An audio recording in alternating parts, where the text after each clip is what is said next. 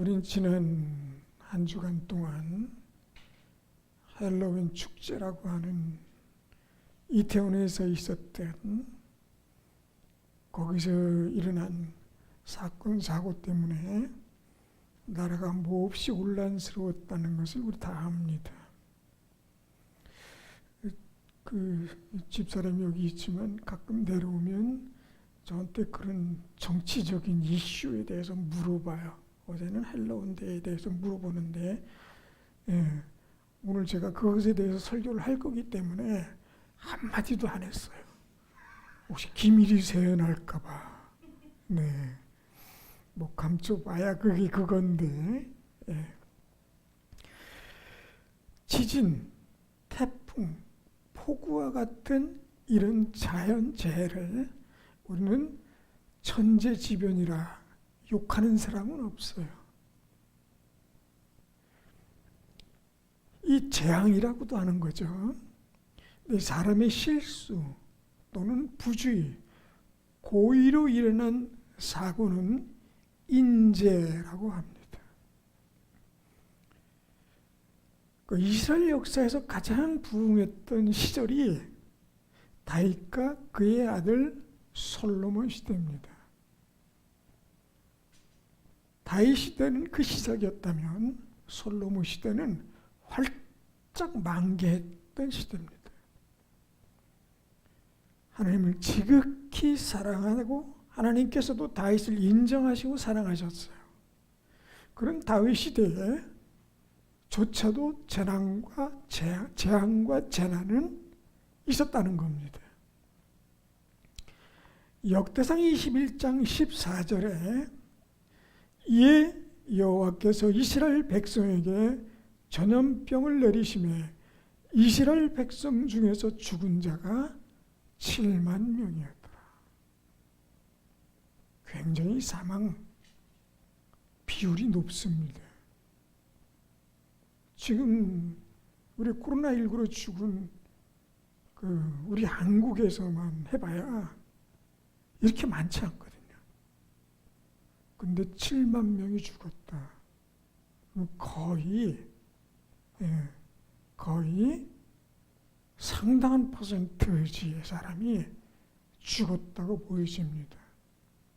아마도 10%는 아니지만 아마도 5% 가까이 되지 않을까요? 사망 인구가 말이죠. 굉장히 높은 겁니다. 전염병, 자연재해죠. 코로나19는 그러면 재앙일까요? 자연재해일까요? 인재일까요? 세상 사람들은 다 인재라고 말합니다. 근데 중국에서만 재앙이라고 말하죠. 참 뻔뻔한 나라예요. 물론 코로나19에서 바이러스를 연구하도록 그 돈을 지원한 것은 미국입니다. 참 아이러니한 거예요. 이럴 줄 모르고 했을 거예요. 그런데 우리가 모르는 이 역사에는 숨겨진 역사가 따로 있던 겁니다. 재앙이냐 인재냐. 도대체 이 헬로윈 축제는 재앙인가요? 인재인가요? 아니면 재앙과 인재가 같이 겹친 건가요? 참 정의하기 쉽지 않습니다. 오늘 아침에 오다가 잠깐 들었더니 어떤 분이 이재명의 학살 사건이다 이렇게 얘기를 합니다. 이재명 씨와 함께했던 그 청남시 깡패 두목이 그때 그 현장에 있었고 그 사람이 이 학살 사건을 주도했다라고 오늘 주장하는 그런 내용을 잠깐 보고 왔는데 모르겠습니다. 뭐 그렇다고 믿기에는 너무 끔찍한 일이라 말을 할 수 없는데 분명히 그러고도 남을 사람인 것은 분명합니다. 우리가 기억할 것이 있어요. 제가 6월 선거 전에 그 책을 한 가지 소개해 드린 적이 있어요. 정치의 심리화라는 것을 말씀드리면서 왜 우리는 우리의 손으로 괴물들을 뽑아서 그들에게 정치를 맡길까 하는 거예요. 왜? 공산주의도 아니고 봉건주의 시대도 아닌데 민주주의 시대에 우리가 투표를 해서 지도자를 뽑는 건데 그들에게 일을 맡기는 거예요. 정직이에요. 그들이 우리 위에 있는 게 아닙니다. 국민이 주인이에요. 주권을 가지고 뽑는 거예요. 근데 왜 이렇게 끌려다닐까요? 왜요? 이 민주주의 시대 말입니다. 왜 이렇게 자꾸 비참한 일이 생기는 거예요? 특히 한국에 있어서는 왜 더 그런 겁니까? 만약에 이재명 씨가 뽑혔다면 우리 그 대한민국 역사에 가장 타락한 대통령을 뽑는 거예요. 전 세계에 얼굴을 들이밀 수 없을 정도로 아주 부끄러운 자가 대통령이 되는 거예요. 10개 중에 하나만 사실이어도 말이죠. 그러면 윤석열 씨는 그 부인이 거의 무당과 같습니다. 지금 말이죠. 왜 청와대에서 나가서 그 용산으로 갔을까요? 그러면 그 도상가 뭔가. 지금 한라원 축제에 대해서 말했더니 하는 얘기 보세요. 위기가 기회다. 제가 윤석열 씨가 대통령이 된다는 것에 되기 전에 무슨 말씀이 떠오르냐 하면 사무엘상에 나오는 사무엘서에 나오는 그 사건입니다. 그 사건이 뭔 줄 아세요? 이 하나님께서 이스라엘의 전염병으로 치신 장면이에요. 왜 쳤을까요? 다윗이 다스리고 있는 그 나라에 축복된 나라인데 정말 하나님께서 인정하고 사랑하시는 자가 다스리고 있는 나라인데도 불구하고 하나님께서 치셨어요. 전염병으로. 그리고 무려 죽은 사람이 7만 명입니다. 어마어마한 숫자예요. 이건 156명이 아니에요. 근데 성경은 이렇게 그 사건에 대해서 말씀하고 있습니다. 역대상 21장 7절에 하나님이 이 일을 악하게 여기사 이스라엘을 치셨다. 되어 있어요. 이 일을 악하게 여기셨다. 그러니까 무언가 하나님께서 징계하셔야 될 만한 일이 있으셨기 때문에 전염병으로 치셨다는 얘기예요. 다윗이 왕이지만. 그러니까 이 얘기는 뭐냐면 전염병은 재앙, 천연재해지만 인간의 실책과 허물과 잘못 때문에 생긴 재앙이라는 거예요. 재앙도 그냥 자체의 재앙일 수도 있지만 하나님께서 인간을 책망하시기 위해서 징계의 목적으로 내리시는 재앙도 있다는 것을 말씀하고 있는 거예요. 그럼 뭘 실수를 했는데요? 얼핏 보면 이해가 안 갑니다. 그냥 다윗이 인구조사한 거예요. 도대체 우리나라에 인구가 몇 명인지 그냥 그거 조사한 거예요. 지금 그리고 우리가 지금 하고 있는 인구조사 이거 다 그럼 하면 안 되는 겁니까? 우리 10년마다 한 번씩 해요. 인구조사. 그리고 연령별 인구가 몇 명인지, 그리고 학벌은 어떻게 되는지, 그리고 종교는 무엇인지 그거 발표하잖아요. 여러분 다 조사받지 않나요? 네. 근데 이것 때문에 치셨다는 거예요. 이 일을 악하게 여기셔서. 그렇다면 여기서 우리가 고민해야 되는 부분인데 역대상 21장 1절에 이거에 대해서 이렇게 설명하고 계십니다. 사탄이 일어나 이스라엘을 대적하고 다윗을 충동하여 이스라엘을 계수하게 하니라. 다윗이 다윗을 수적거렸다는 거야. 야, 다윗아, 인구조사 해야지. 인구조사. 그래서 다윗이 충동돼서 마음속에서 인구조사를 시작했다는 거예요. 그러면 누구를 치시려고요? 그럼 다윗만 치면 되잖아요. 근데 다윗은 놔두고 백성을 쳐서 7만 명을 죽였어요. 좀 뭐가 안 맞죠? 뭐가 좀 이상하죠? 다윗이 잘못했는데 왜 백성을 칩니까? 지도자의 책임이 막중하다는 것을 지금 말씀하고 있어요. 그냥 다윗을 쳐서 죽이면 될 텐데 다윗은 그냥 두시고 백성을 치세요. 자, 근데 사무엘사에는 전혀 다른 말씀을 주십니다.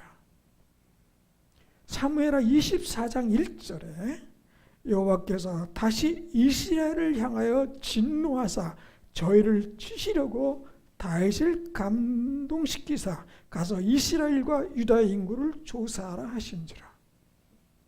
아니, 역대상에는 사탄이 충동했는데 사무엘하에는 하나님께서 다윗에게 치라 이렇게 말씀하신 거예요. 그럼 다윗은 무슨 죄가 있어요? 이렇게 치니까 좀 더 헷갈립니다. 자, 그래서 이거를 다른 번역으로 한번 찾아보면 공동번역, 새표준 번역 굉장히 많아요. 근데 공동번역에는 이 부분을 이렇게 해석했습니다. 야훼께서 다시 이스라엘의 진노를 내리실 일이 있어 다윗에게 이스라엘과 유다의 병적을 조사할 마음을 품게 하셨다. 이게 조금 더 자세하죠. 그러니까 뭔가 이스라엘의 범죄가 있어요. 다윗이 아니라 이스라엘 전체에 하나님께 징계하실 일이 있어요. 그래서 다윗에게 그 마음을 품게 하십니다. 치실 일이 있는데 다윗을 빙자해서 그를 치신 거예요. 지금 대한민국에 하나님께 치실 일이 한두 가지겠습니까? 참 눈꼴리셔서 볼 수 없는 것들이 부지기수입니다. 정치인만 그런가요? 이건 뭐 성차별이니 뭐니 말도 못합니다. 기독교인의 입장으로는 눈 뜨고 볼 수 없는 일들이 아주 비일비재하게 벌어지고 있어요. 성소수자요? 성경에는 이 사람들에 대해서는 분명히 경고하고 있잖아요. 우리 기독교가 타협할 수 없는 문제입니다. 그야말로 생명을 걸고 막아야 되는 사건입니다.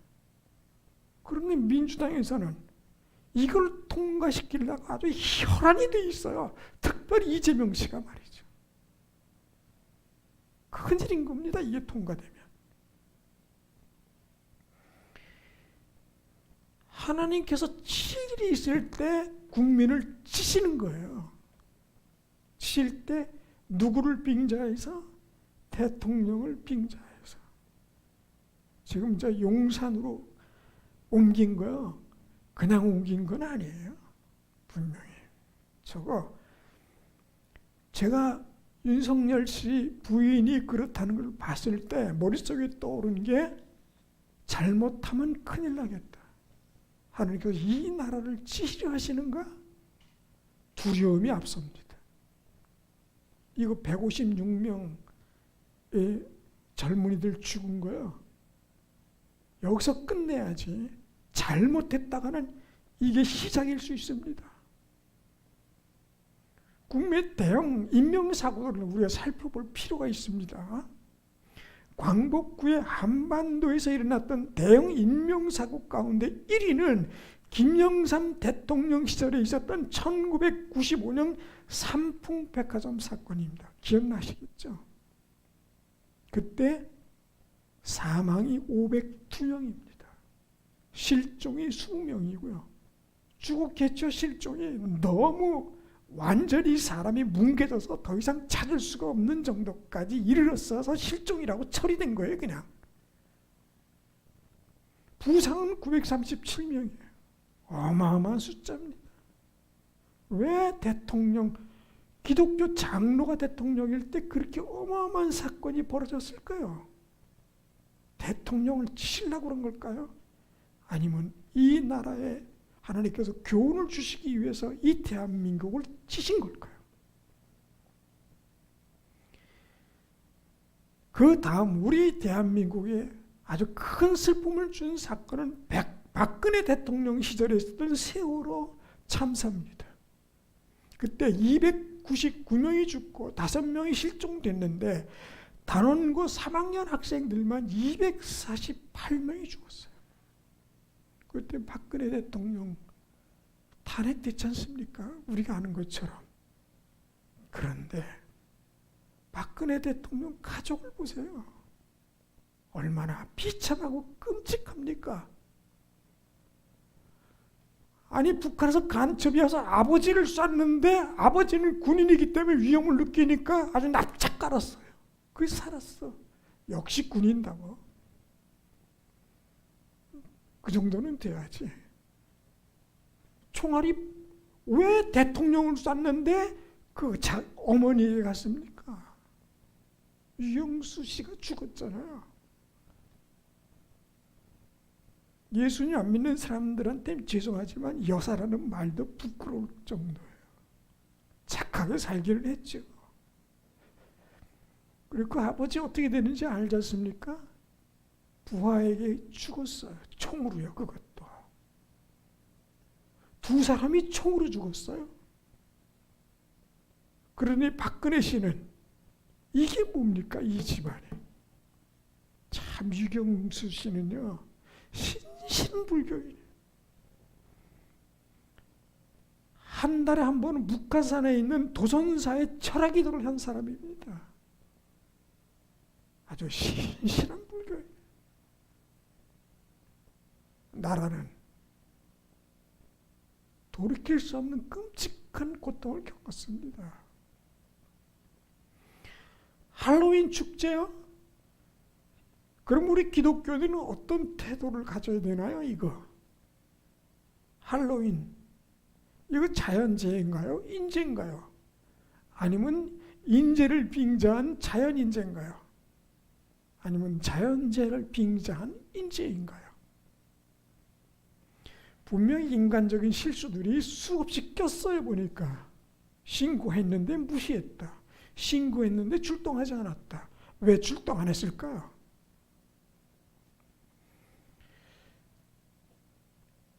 이 할로윈 데이는 영국에서 시작됐습니다. 기독교 국가인데 말이죠. 어이없게도. 이 할로윈 데이는 죽음의 신이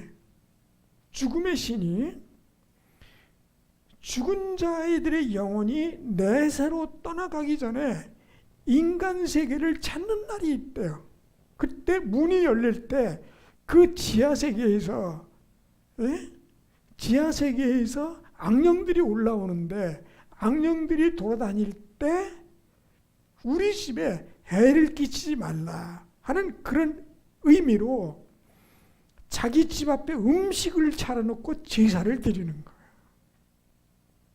그리고 가면을 악마의 가면 또는 끔찍한 가면 이런 거를 쓰고 나도 악령이니까 너희들이 나에게 해를 끼치지 말고 그냥 돌아가. 그런 의미인 거예요, 이게.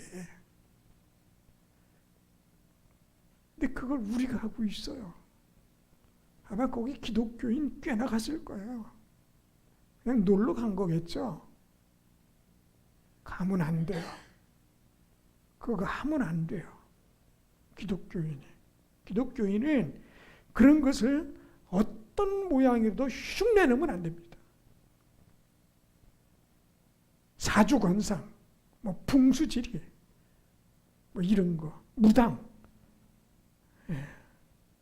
흉내도 내면 안 돼요. 성경에는 어떤 모양이라도 흉내내지 마라. 그렇게 말씀하고 있어요. 이 할로윈 데이가 영국을 거쳐서 미국을 거쳐서 일본을 거쳐서 한국으로 옵니다. 일본은 무지막지합니다. 코스튬 플레이라고 그래서. 또는 코스프레라고 그래요. 일본은 어마합니다. 사고가 안 나서 그렇지. 정말 사고가 안 날까요? 일본은? 그 외 사고가 얼마나 많습니까? 지진, 화산, 태풍. 근데 우리가 기억할 것은 오늘 말씀입니다. 아주 이 비슷한 이 사고가 있는 거예요. 자, 이렇게 시작합니다. 13장 1절에 누가복음, 그때 마침 두어 사람이 와서 빌라도가 어떤 갈릴리 사람들의 피를 그들이 제물에 섞은 일로 예수께 아뢰니. 그러니까 예수님께 고자질한 거예요. 한마디로 말하면. 빌라도가 갈릴리 사람, 이게 얼핏 보면 이렇게 들려요. 빌라도가 갈릴리 사람들을 자기들이 제사하는 그 제물에 갈릴리 사람을 죽여서 피를 섞었다. 이렇게 들립니다. 요 문장을 얼핏 보면 그렇게 보여요. 자, 그런데 다른 번역을 볼까요? 표준 세번역에는 이렇게 되어 있습니다. 바로 그때 어떤 사람들이 예수께 와서 빌라도가 희생물을 드리던 갈릴리의 사람들을 학살하여 그 흘린 피가 제물에 물들었다는 이야기를 일러드렸다. 이게 더 합리적이에요. 이게 맞는 거예요. 그러니까 갈릴리 사람들이 희생 제물을 드리는 중에 그것을 고깝게 여기던 빌라도가 그 사람들을 죽일 때 이스라엘 사람들이 희생을 드리려고 잡았던 그 소나 양들의 이스라엘 사람들의 피가 섞여 들었다, 그런 얘기예요. 이게 지금. 그건 뭐예요? 그러면서 예수님께 말한 사람들은 이런 논리인 거예요. 그 사람들을 참 어떻게 보지도 않고 그 현장에 있지도 않았어요. 몰라요. 그런데 참 그 사람들 죄인들이구만. 그렇게 당한 걸 보니 당해도 싸네. 이런 얘기를 한 거겠죠. 그런 의미를 가지고 있어요. 그 심리 상태가 그런 거예요. 우리는 그러잖아요. 다른 사람의 끔찍한 일을 보면 일단 비난부터 하는 경향이 좀 강하지 않나요? 잘못됐다고. 뭐가 틀렸다고. 우리가. 지금 이런 장면이에요. 예수님께서 예를 하나 아주 더 들어주세요. 누가복음 13장 4절에 또 실로암에서 망대가 무너져 치어 죽은 18사람. 망대가 있어요. 그건 예루살렘 성을 둘러싸고 있는, 그래서 망대가 여러 개 있는데 그 중에 망대 하나가 무너진 거예요. 왜 무너졌는지 우리가 모릅니다. 분명히 이 무너진 것을 보고 또 여기도 목수가 잘못했네, 행정이 잘못됐네, 전조가 있었는데 삐그덕 했네, 사람이 너무 많이 올라갔네, 별의별 얘기가 다 나왔을 거예요. 근데 어쨌든 그때 죽은 사람이 있다는 거죠. 근데 또 마찬가지예요. 저 깔려 죽은 거 보니까 저 하나님께서 치셨네, 쳤어 저것들. 이렇게 얘기가 나온 거예요. 충분히 그럴 만해요. 우리도 그렇게 생각도 하고 말이죠. 네, 주님께서 말씀하시고자 하는 것은 이겁니다. 맞다는 거예요. 죄로 인해 죽은 게 맞다는 거예요. 이게 논리가 13장 2절에 누가복음, 대답하여 이르시되 너희는 일리 갈릴리 사람들이 이같이 해 받음으로 다른 모든 갈릴리 사람보다 더 죄가 있는 줄 아느냐? 이걸 묻고 싶은지, 이걸 질문하고 계신 거예요. 지금 여기서 얘기하고 있는 사람들, 아니면 현재를 살아가는 우리 기독교인들에게 할로윈 데이를 보고 저 죄인들이 저기서 저 짓을 하니 저렇게 죽었지, 이렇게 얘기하고 있는 우리들을 향해서 말씀을 던지시고 계시는 거예요. 그들은 죄가 있고 너희들은 죄가 없는 줄 아니? 라는 거예요. 그럴까요?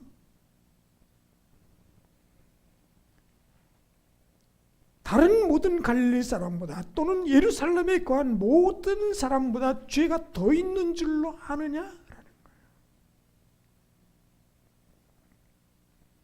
예수님의 선포는 뭡니까? 13장 3절에 있습니다. 너희에게 이르노니 아니라 너희도 그랬어요. 그들이 죄인 것은 맞아. 그러나 너희도 만일 회개하지 아니하면 하나님께서 너희에게 기회를 주셨으니 그 기회를 놓치지 말고 회개를 해라. 그렇지 않으면 너희도 다 이와 같이 망한다. 칼에 찔려서 죽진 않아도 망대가 무너져서 건물이 무너져서 깔리지 않아도 또는 그런 압살을 당하지 않아도 망하기는 망할 겁니다. 언젠간 죽어서 지옥을 갈 거니까요. 망하기는 망합니다. 그런데 이 구절이요 13장 3절하고 13장 5절하고 똑같습니다. 갈릴리 사람들의 희생제물에 피가 섞인 사건하고 망대에서 죽은 사람들의 사건을 말씀하실 때 말씀하시는 내용이 그거예요. 회개하지 아니하면 이같이 너희도 망한다는 거예요. 누가복음 15장을 한번 여러분 떠올리시면 좋겠어요. 무슨 내용이냐면 99마리의 잃어버린 양을 찾으시는 주님의 모습을 우리들에게 보여주십니다. 15장 7절에 이렇게 말씀하십니다. 내가 너희에게 이르노니 이와 같이 죄인 한 사람이 회개하면 하늘에서는 회개할 것 없는 의인 99으로 말미암아 기뻐하는 것보다 더하리라. 이런 사건들을 기억해야 되는 이유는 이것입니다. 갈릴리 사람들의 희생제물에 피가 섞인 사건, 그리고 망대가 무너져 그 밑에 깔려서 죽은 사람들의 사건, 이태원에서 압사되어 죽은 사람들의 사건, 또는 삼풍백화점이 무너져 죽은 사람들의 사건 같은 이런 모든 사건들을 보면 하나님께서 그 사람들을 징계하시고자 누군가가 사무엘 하에 주신 말씀처럼 누군가를 징계를 통해서 그의 생명을 취하실 때 그를 보는 사람들에게 주시는 책망과 교훈과 경고의 말씀인 거예요. 우리가 거기 가지 않은 것을 감사하고, 먼저는 우리가 그 자리에 참석하지 않은 것을 감사하고, 우리가 그때 돈이 다행히 없어서 삼풍백화점 안 간 것을 다행으로 감사하게 생각하고, 그때 여행 가려고 그 배를 타지 않은 것을 감사하고, 그 사건을 보면서 아하, 나라고 안전한 것이 아니구나, 그것을 깨달으라고 주신 하나님의 음성이요 말씀인 것입니다. 에스겔서 18장 23절에는 선포합니다. 주 여호와의 말씀이니라. 내가 어찌 악인이 죽는 것을 조금인들 기뻐하랴. 그가 돌이켜 그 길에서 떠나 사는 것을 어찌 기뻐하지 아니하겠느냐. 주님께서는 삼풍백화점에 깔려서 그 시신조차도 찾을 수 없을 만큼 실적으로 처리될 만큼 그렇게 비참하게 죽은 사람들을 보면서 그래 이놈들아 잘됐다. 배를 타고 많은 아이들의 그 시신을 찾았지만 도대체 찾을 수 없는 시신 배에 쓸려가가지고 아무리 그물을 펴놔도 그를 빠져나가서 어디로 사라졌는지 모르게 실적으로 처리된 그 사람들을 보면서 그래 이놈들아 잘 죽었다, 그렇게 말씀하시는 것이 아니라 오히려 죽은 자들을 애통하게 생각하시면서 우리들을 향해서 주신 말씀인 거예요. 내가 그것을 기뻐하는 것으로 생각하니? 아니야. 한 사람이라도 돌아오기를 바라는 거야. 보고 깨달으라는 거야. 욕하기 전에 감히 어디서 입을 벌려 비난합니까? 비난할 자격이 없어요. 우리는 솔직하게 말하면. 왜요?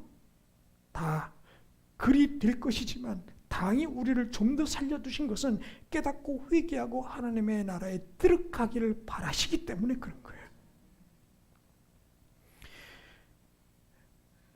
에가서 3장 33절에는 말씀하십니다. 주께서 인생으로 고생하게 하시며 근심하게 하심은 본심이 아니시로다.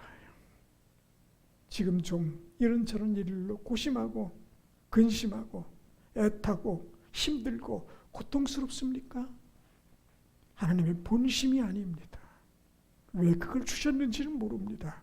그러나 그런 것들을 통해서 하나님께서는 하나님의 사람으로 떳떳하고 영광스럽게 나가기를 바라시는 것입니다.